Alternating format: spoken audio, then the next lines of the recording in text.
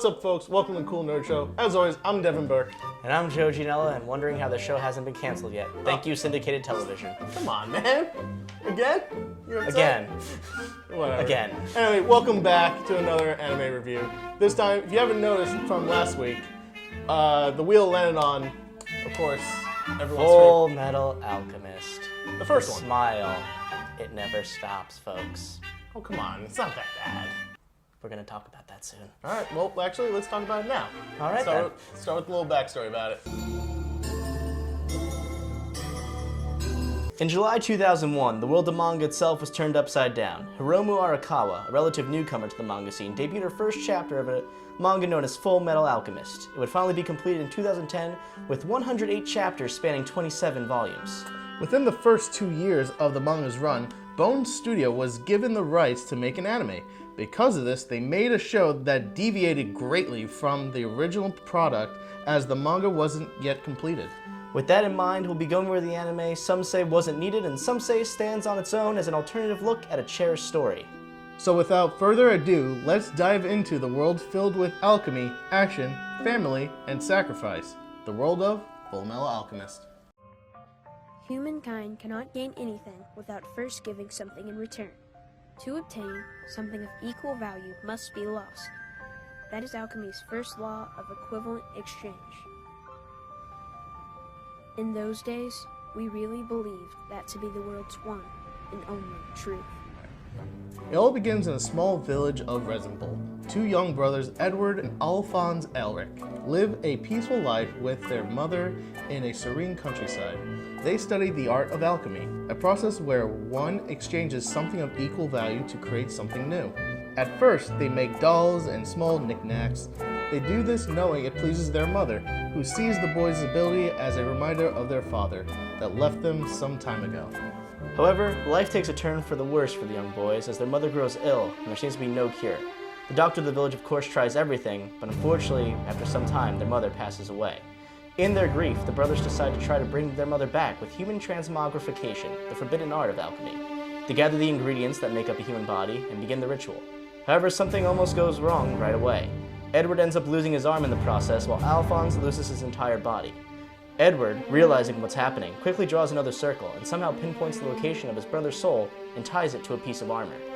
With hope, Edward looks at the result of their sacrifice, expecting to see their mother, but instead, a mass of veins and flesh staring back at him. The grim realization that they sacrificed so much just to have their mother again, only for it to be a pulsing mass of nightmare fuel, causes the boys to set their house ablaze, and they are taken to their neighbor's house. There, Edward undergoes a surgery to have metal limbs to replace the ones he lost. And as soon as he recovers, he and the now nearly 6'5" armor that is Alphonse go out to find the mysterious Philosopher's Stone, a stone that bypasses the exchange process in alchemy and gives them limitless power to the wielder. Edward wishes to give Alphonse his body back, and Alphonse wishes to have Ed's real limbs returned to him. Thus begins their adventure into this world. And that's the basic story of Fullmetal Alchemist. Both that and Brotherhood, now I think about it. Yeah, the other series really kind of starts with the same path. Doesn't really change too greatly until a certain event happens later on, like episode 22. Right.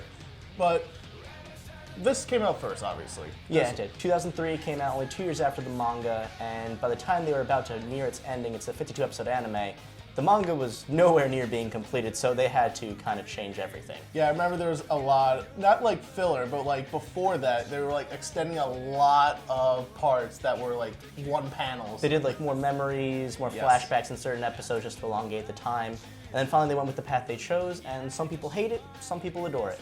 I think it's actually better because you actually get to look at the backstory of the Elric brothers a little bit more and get a little bit more in depth between the brothers' relations. Mm-hmm.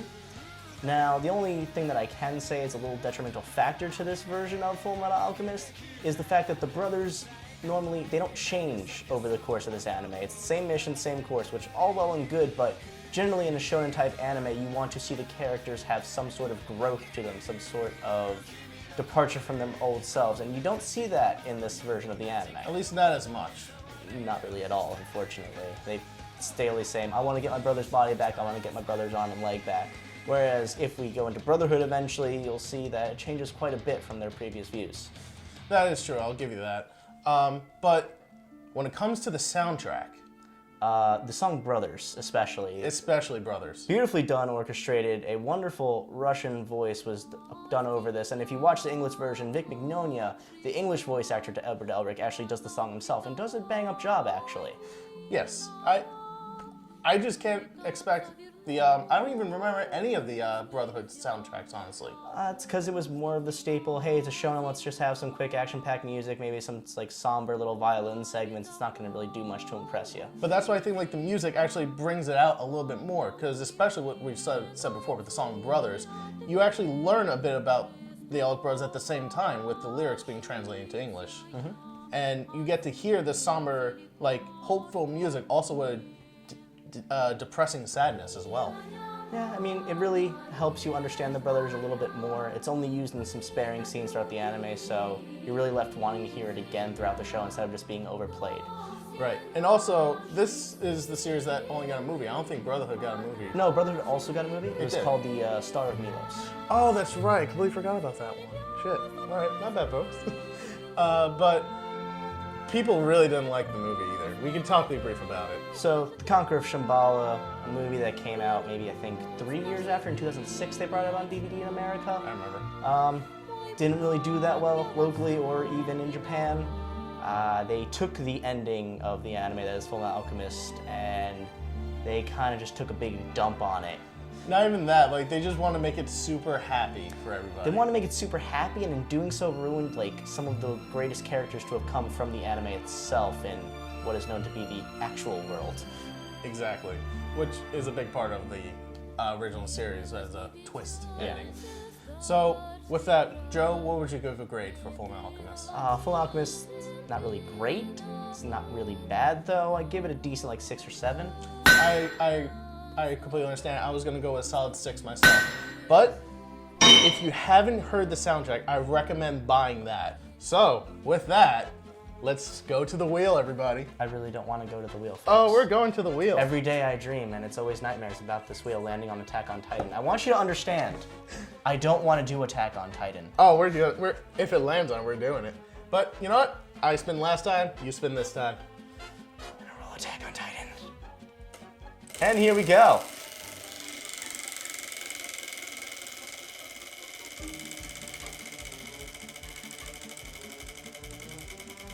Oh boy.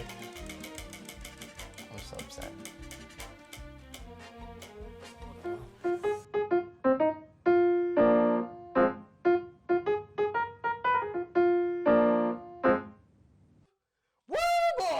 Okay, I am so sorry about next week that I'm going to be crying while doing the review, and I hope that's okay. But anyway, if you're really interested in Fullmetal Alchemist, you can find it on a DVD special edition. It will cost you upwards of $100 though. Comes with the soundtrack, art book, entire series, all 52 episodes of it. And it is not streaming legally in the United States. Do not look for that. That is wrong. Yeah. Piracy is wrong. But if you do buy it, it will cost you an arm and a leg. So, piracy is wrong, folks. See you next time.